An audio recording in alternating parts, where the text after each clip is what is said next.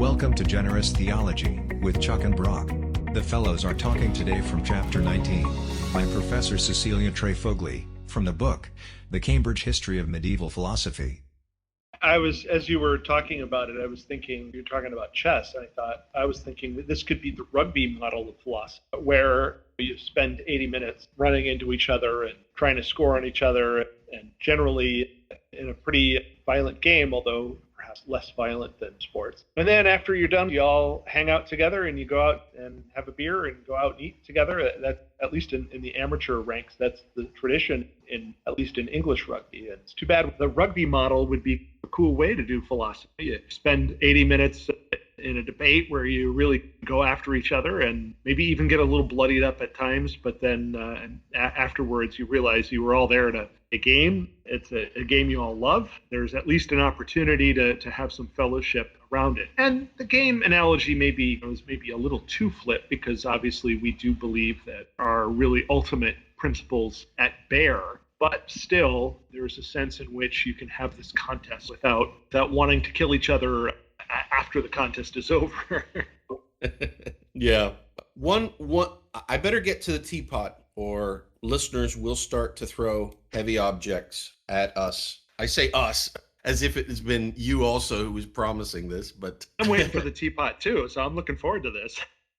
Here's the beautiful thing. Trefogli uses a canonical example of change, and it regards a body becoming hot. That is, it changes from being cold to being hot. And the way Trefogli words the question says, how many things and which types of things are needed in order to account for the object becoming hot? And so we think of our teapot here. And the common agreement was that we have the body itself. So we have the teapot, and this is understood in the material sense. So if the teapot has a spiritual dimension, which I'm not saying it does, but if it did, we're not considering that here. It still could conceivably have that. And of course, if the object were a personal being, we would have to consider that. Our teapot is clearly not a personal being, and so we're thinking here primarily in the materialistic sense. This teapot is becoming hot, and the degree of heat, so there's a step from the beginning temperature to the ending temperature. There's all the intermediate degrees in between. And the intermediate degrees are accidents or incidentals. Maybe that's the better word. Accident can sound unintended or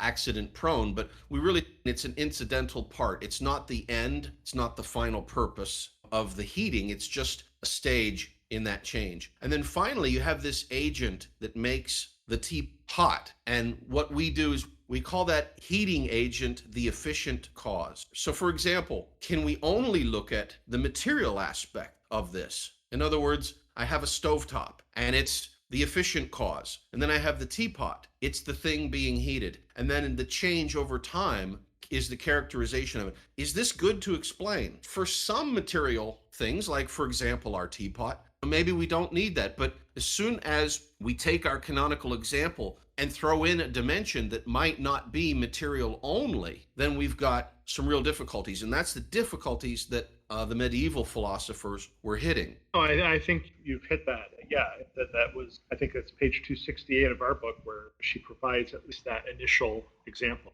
Yeah, and so you've got the teapot, you've got the stove, and now you have the body changing. But here's the issue. In causality, how do you explain the stove? And how do you explain the fact that there is a teapot at that particular point in space, at that particular time? Now, your efficient cause explains the heat, right? So we've got a teapot that's going from temperature A to temperature B. And maybe just this physical, impersonal, materialistic, scientific quantity of heat is sufficient to explain the change. But what it's not sufficient to explain, and it has to explain for any non-trivial modeling, any non-trivial situation that you set up that's where change is exhibited, is what about other causes? How did the teapot get there? And how did the stove get there? And so the idea of abstraction, which is such a powerful scientific concept, really hits a brick wall here. We can't abstract out the material only parts of this chain. We instead have to wrestle with, from the very beginning, we're leaving the scientific realm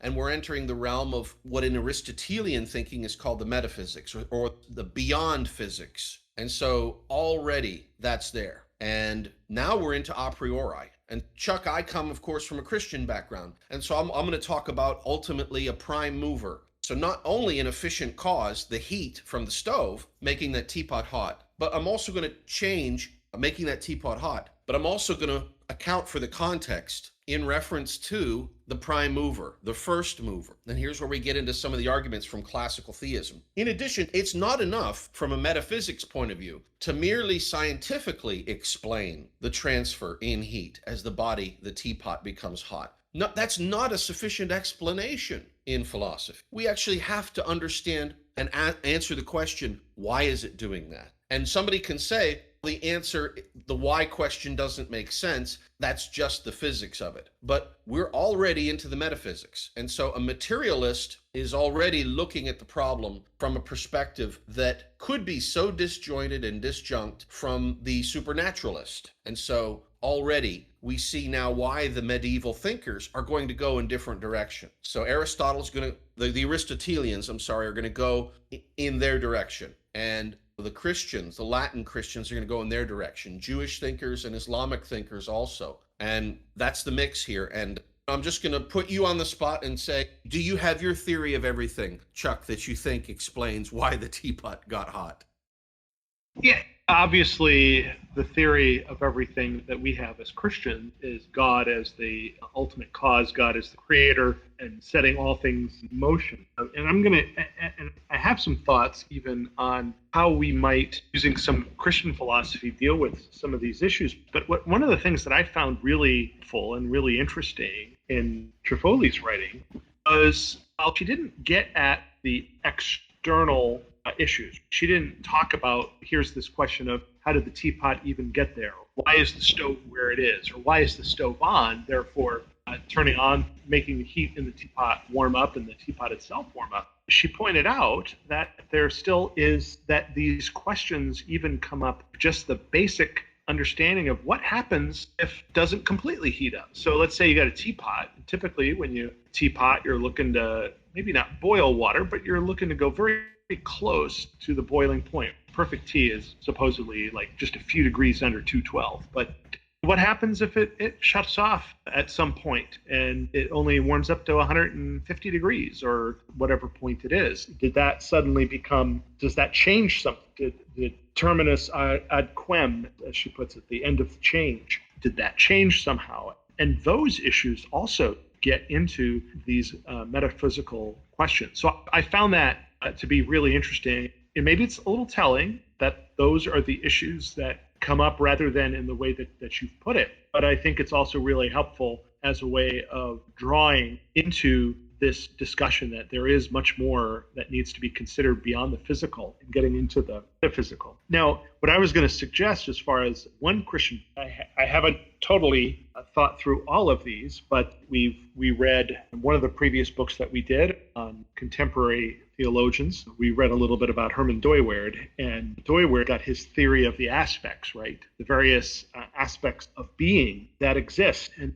they tend to build on each other. He starts with quantitative. We're trying to figure out a discrete amount. That quantitative aspect is present here because we're talking about temperature going up. You want to measure what that is, or you're measuring some sort of change and you want to know what that is. And then you got spatial, right? This all happens within space. If we've got a teapot's taking up space, if we've got a teapot that's sitting on a stove, we've got that space. We've also got, as you and I know, that we've got the issues of steam and liquid expanding with taking steam. Got the kinematic, the movement of the boiling teapot as you go over. If you're not careful, the issues of just what's moving around in there. You get to the physical energy plus mass. Clearly, that's an issue when it comes to boiling water inside of it. And if we just leave it at that, sort of gets at the direct items, right? That we've got the teapot, we've got the stove, we've got the heat. Even those higher level modal aspects are involved in a way. You've got the biotic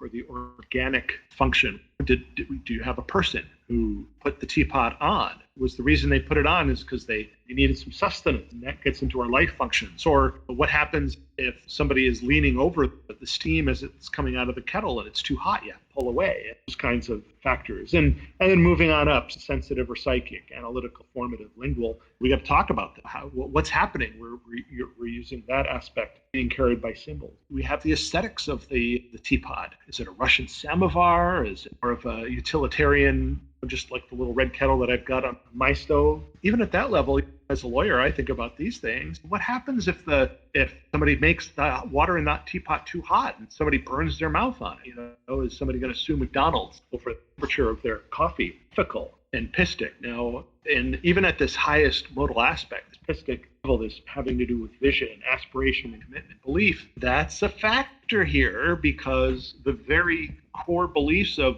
why we believe that we are here, why we might have a teapot in the place that it is and its purpose, those are all things that get into even that aspect. So I know that the medievals necessarily think in those that multiplicity of aspects, but it is really interesting how can tie this more modern philosopher can tie that subject of this tea kettle into those various aspects, and those aspects have something to say about this whole question of change and this whole question of what's happening as the teapot gets hotter and the water within it starts to boil.